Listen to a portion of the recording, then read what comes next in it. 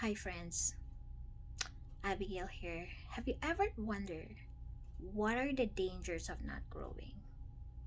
In this video, I'm just going to quickly share with you the dangers and what's going to happen if we're not aware of ourselves continually growing and not striving hard to grow and get out of our comfort zones and being on the same spot over and over again every single day, especially as a mom.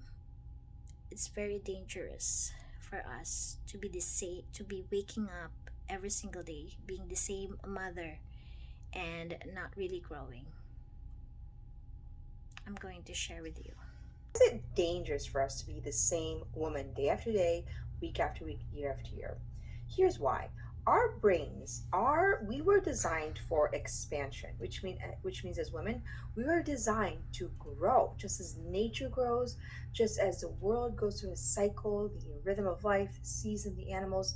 And so if we're actually staying in the same place as women, what happens is that we start to actually get anxious. And if you think about a water that's stagnant, I tell my children this: if the water's stagnant, it starts to stink. And that's not a very pretty analogy, but really what happens is that we start to get anxious. Why? Because we're meant to actually move to the next season, to the next um, growth in our life.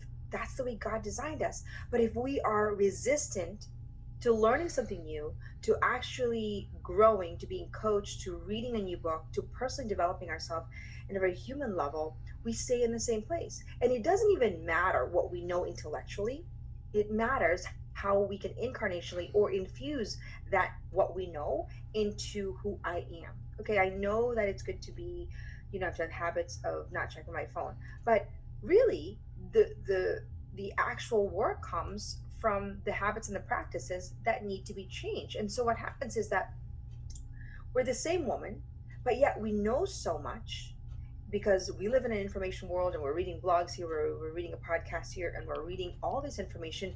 And what's happening is that what we know gets almost overwhelming because it's not getting into a place of I am.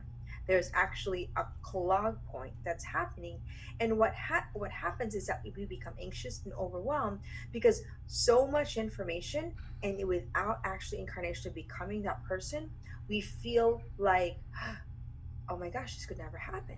Well, it could never happen because we're constantly learning new information, but not infusing into our system through a process of repetition and habitual patterns of changes. That's why rewiring our brain is so important. So what I always tell women: oh, Junior, I just don't want to, I don't feel like it's the right time for me to grow. I'm praying about it. I don't really think that, it's the right time. I say, well, what are you doing to actually grow today and every single day? Because if you're not doing that, you might not feel it today, but you'll feel it, right? 5 years down the road, 3 years down the road, and you're gonna feel it.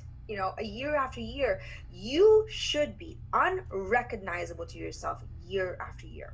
When you look at yourself 6 months ago and you're intentionally designing the woman that I believe, is the highest form of contribution to humanity, you should be able to look back and say, wow, that is a different woman. This woman now is the elevated version of myself, that I have learned 5 new skills. I have expanded the way I look and view the world, that I'm actually this type of mother, that this is a type of worker, friend, spouse, girlfriend, whatever it is that you're aspiring to become. And you're actually seeing a dramatic shift. If you're not seeing a dramatic shift, you're living in your comfort zone, which means that there's incremental changes, not massive shift. And I believe that we are accountable for our time, our God given time. And so what happens is that if you're familiar with the parable of the talents, we have all these beautiful talents. We are not cultivating it because we're so afraid to dabble into learning and growing. And I am safe in my comfort zone. I am safe. I don't really feel like God. I'm just, really praying that God's saying that it's not time. You know what we say in our house with my children is that even God can't steer a parked car. And what I mean by that is that God actually requires our yes. God actually requires us to take action towards his will for us. And most of the time, I get this all the time. January, what's God's will. Well, how is our will actually formed? In our frontal lobe, which means that we have to actually, it's the CEO of our brain. It actually decides what and how we see the world, what we're going to do about our life. And so